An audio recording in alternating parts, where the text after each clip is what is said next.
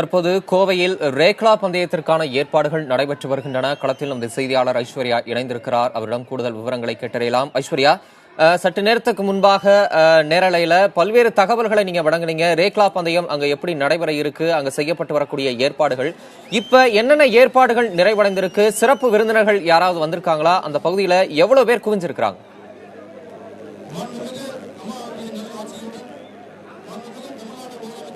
நிச்சயமா தமிழரசன், அதாவது கோவை கொடிஷா மைதானத்தில் இந்த ரேக்லா பந்தயமானது இன்னும் சற்று நேரத்தில் துவங்க உள்ளதாகவே தெரிகிறது. தற்போது அமைச்சர் SP வேலுமணி இந்த இடத்திற்கு ரேக்லா பந்தய இடத்திற்கு வந்துள்ளார். அது மட்டுமின்றி தற்போது மாவட்ட ஆட்சியர், கோவை மாநகர ஆணையர், நாடாளுமன்ற உறுப்பினர், சட்டமன்ற உறுப்பினர்கள் மற்றும் எல்லாரும் இந்த ரேக்லா பந்தயத்திற்காக அமைக்கப்பட்டுள்ள அந்த ஸ்டேஜில் அமர்ந்திருக்கிறார்கள். அது மட்டுமின்றி இங்கு பல்வேறு கணக்கான மக்களும் இங்கு குழுமி இருக்கிறார்கள். கிட்டத்தட்ட நூற்றுக்கணக்கான மக்கள் வந்து இந்த ரேக்லா பந்தயம் நடைபெறவிருக்கும் இந்த இடத்தில் இருக்கிறார்கள். தற்போது இந்த ரேக்லா பந்தயத்திற்கான ஏற்பாடுகள் முடிவடைந்து இன்னும் சற்று நேரத்தில் துவங்குவதற்கான அறிவிப்பு தற்போது வெளியாகி வருகிறது. தமிழரசன். ஐஸ்வர்யா, ஒரு நினைவு கூறலுக்காக இந்த ரேக்லா பந்தயத்துல என்ன விதமான பிரிவுகள்ல போட்டிகள் நடைபெற இருக்கு, பங்கேற்பாளர்கள் வந்துட்டாங்களா?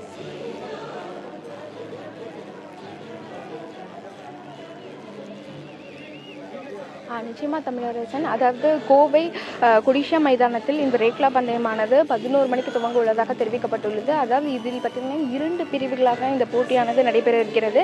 ஒன்று வந்து 200 மீட்டர், இன்னொன்று வந்து 300 மீட்டர் என 2 பிரிவுகளில் இந்த ரேக்லா பந்தயம் நடைபெற இருக்கிறது. அதாவது 200 மீட்டர் என்றால் ஜூனியர் பிரிவு, அதாவது 2 முதல் 3 வயதுடைய காளைகள் பங்கேற்கும். அதே போன்று 300 மீட்டர் என்றால் சீனியர் பிரிவுகள், அதாவது 4 மற்றும் அதற்கு மேல் உள்ள வயதுடைய காளைகள் இந்த போட்டியில் பங்கேற்கும். தற்போது இந்த போட்டிக்கான காளைகள் வந்து தற்போது 5 காளைகளே தற்போது வந்துள்ளது. அதாவது கிட்டத்தட்ட நமக்கு நிகழ்ச்சி ஒருங்கிணைப்பாளர்கள் என்ன தெரிவித்திருந்தனர், கிட்டத்தட்ட 400 காளைகள், அதாவது 200 மாட்டு வண்டிகளில் ஒவ்வொரு மாட்டு வண்டியிலும் 2 காளைகள் இருக்கும். அதன்படி 400 காளைகள் இந்த போட்டியில் பங்கேற்க உள்ளதாக தெரிவித்திருந்தனர். ஆனால் தற்போது வரைக்கும் பார்த்தீங்கன்னா இந்த இடத்துல கிட்டத்தட்ட 5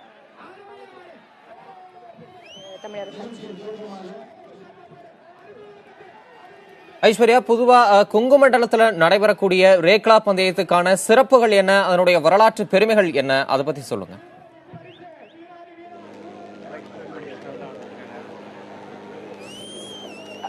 தமிழரசன், மீண்டும் ஒரு முறை கேள்வி கேட்கும். ஐஸ்வர்யா, கொங்கு மண்டலத்துல ரேக்லா பந்தயம் ரொம்ப பிரசித்தி பெற்றது. கொங்கு மண்டலத்தில் நடைபெறக்கூடிய இந்த ரேக்லா பந்தயத்தோட சிறப்புகள், வரலாற்று பெருமைகளை மீண்டும் ஒரு முறை பதிவு பண்ணுங்க ஐஸ்வர்யா.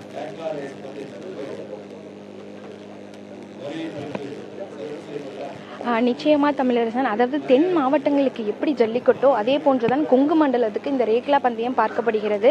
அதாவது ஒவ்வொரு இந்த பொங்கலை முன்னிட்டு பார்த்தீங்கன்னா கோவை மட்டுமின்றி இந்த கொங்கு மண்டலம் முழுக்கவே இந்த ரேக்லா பந்தயம் வந்து ரொம்பவும் ஒரு உற்சாகமாகவும் கோலாகலமாகவும் கொண்டாடப்படுகிறது.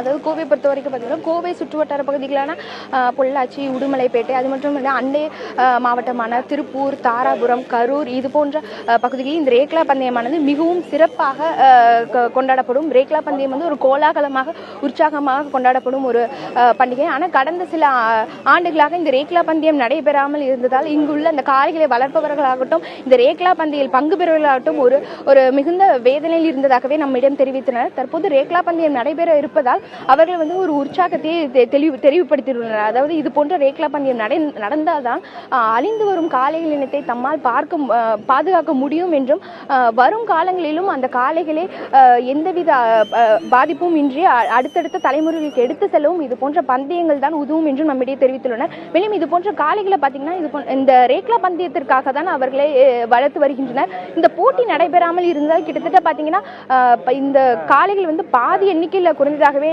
நம்மிடம் தெரிவித்திருந்தனர். தமிழரசன். தடை நீங்கியதால் கோவை மாவட்டத்தின் நகர்பகுதியில் கொடிஷா மைதானத்தில் தற்போது ரேக்லா பந்தயம் நடைபெற இருக்கிறது. பொதுவாக கிராம பகுதிகளில் தொடர்ந்து நடைபெற்று வந்த இந்த ரேக்லா பந்தயம் நகர்பகுதிகளில் தற்போது நடைபெறுவதற்கான ஏற்பாடுகள் நடைபெற்று வருகிறது. அங்கு காவல்துறையினரும் குவிக்கப்பட்டு பாதுகாப்பு ஏற்பாடுகளும் சிறப்பு ஏற்பாடுகளும் செய்யப்பட்டு வருகின்றன. களத்தில் நமது செய்தியாளர் ஐஸ்வர்யா இணைந்திருக்கிறார். அவரிடம் கூடுதல் விவரங்களை மீண்டும் கேட்டு பெறலாம். ஐஸ்வர்யா, காவல்துறையினர் எவ்வளவு பேர் அங்கு குவிக்கப்பட்டிருக்கிறாங்க? தற்போது அமைச்சர்கள், முக்கிய அதிகாரிகள் அந்த பகுதியில் வந்திருக்கிற காட்சிகளையும் நாம் பார்க்க முடிகிறது. அமைச்சர்கள், அரசு சார்ந்த அதிகாரிகள் தவிர்த்து வேறு யாராவது சிறப்பு விருந்தினர்கள் இந்த நிகழ்வுக்கு வருவதற்கான வாய்ப்புகள் இருக்கா? அங்க என்ன ஏற்பாடுகள் செய்யப்பட்டிருக்கு?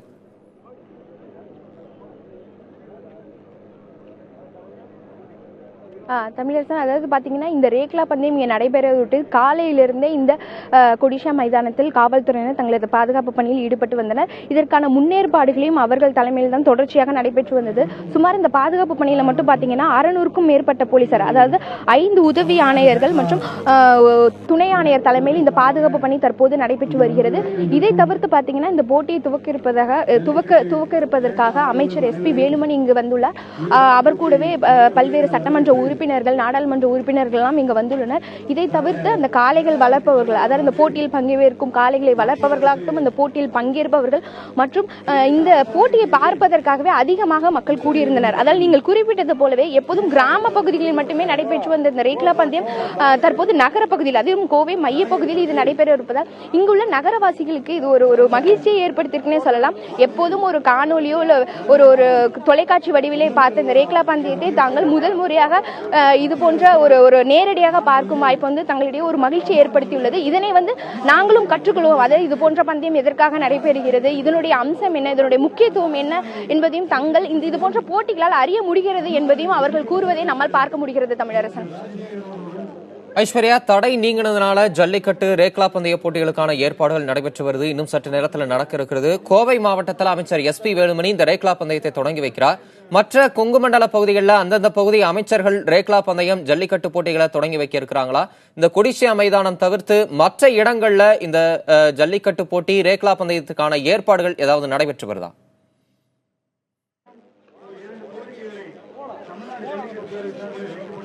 நிச்சயமா தமிழரசன், அதை கோவையை பொறுத்த வரைக்கும் பார்த்தீங்கன்னா தற்போது இந்த இடத்துல தான் நடைபெறுவது நம்மளுக்கு தகவல் வந்துள்ளது.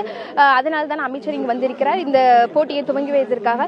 இதை தவிர்த்து, அதாவது எப்போதும் பார்த்தீங்கன்னா இங்க மட்டுமல்ல பல்வேறு பகுதிகளில், கிராமப்புறங்களில் இந்த போட்டிகள் நடைபெற்று வந்தது. அந்தந்த பகுதி வாசிகள், அந்தந்த கிராமப்புற மக்கள், அந்தந்த வீரர்கள், இளைஞர்கள் வந்து இந்த போட்டியில உற்சாகமா பங்கு பெறுவாங்க. ஆனால் தற்போது ஒரு சில இடங்களில் பார்த்தீங்கன்னா இந்த போராட்டம் வந்து நடைபெற்று வருவதால் அங்கு அதற்கான தடை நீடிப்பதாகவே நம்மிடம் வரும் தகவல்கள் தெரிவிக்கின்றன. இதை தவிர்த்து கோவை தவிர்த்து பாத்தீங்கன்னா கொங்கு மண்டலமான அருகில் உள்ள திருப்பூர் மாவட்டம் தாராபுரத்திலும் இது வந்து ரொம்ப பிரசித்தி பெற்ற விழாவாகவே பார்க்கப்படுகிறது. ஆனால் அங்கு அது எவ்வாறு நடைபெறும் என்ற குறித்த தகவல் இன்னும் நம்மிடையே வரல. ஆனால் சேலம், அதே போல சேலத்தில் பாத்தீங்கன்னா அங்கேயும் வந்து இது போன்ற ஜல்லிக்கட்டு நடைபெறும் என்று தெரிவிக்கப்பட்டுள்ளது. ஆனால் அங்கு வந்து ஜல்லிக்கட்டு நடைபெறுவதற்கு சில பேர் வந்து போராட்டம் தெரிவித்துள்ளதாகவும் அது தற்போது நடைபெறவில்லை என்றும் நம்மிடையே வந்த தகவல் தெரிவிக்கின்றன. ஆனால் இருந்த போதிலும் கோவை நகரில் இந்த ரேக்லா பந்தயம் நடைபெற இருப்பது வந்துட்டு இங்குள்ள நகர பகுதி வாசிகளுக்கு ஒரு மகிழ்ச்சியை ஏற்படுத்தியுள்ளது. இருந்த போதிலும் நம்மிடையே முதலில் தெரிவித்தது என்னவென்றால் 200 மாட்டு வண்டிகள், அதாவது 400 காளைகள் வந்து இந்த போட்டியில் பங்கேற்பதாக தெரிவித்திருந்தன. ஆனால் தற்போது வரைக்கும் பார்த்தீங்கன்னா கிட்டத்தட்ட 5 மாட்டு வண்டிகளே வந்துள்ளது. அதனால் இந்த போட்டி எந்த அளவுக்கு சுவாரஸ்யமாக இருக்க போகிறது என்பது குறித்தெல்லாம் மக்களிடையே பல்வேறு கேள்விகளும் சந்தேகங்களும் எழுந்துள்ளது. தமிழரசன். ஐஸ்வர்யா, நீங்க ரேக்லா போட்டியில கலந்துக்க வந்தவங்ககிட்ட பேசுனீங்களா? அவங்க என்ன விதமான உணர்வுகளை வெளிப்படுத்தினாங்க? இந்த ரேக்லா பந்தயம் ஏறக்குறைய 2 ஆண்டுகள் தடைக்கு பிறகு இப்ப நடைபெற இருக்கு. அவங்க தங்களுடைய உணர்வுகளை உங்ககிட்ட ஏதாவது வெளிப்படுத்தினாங்களா? கருத்துக்களை ஏதாவது பகிர்ந்துகிட்டாங்களா?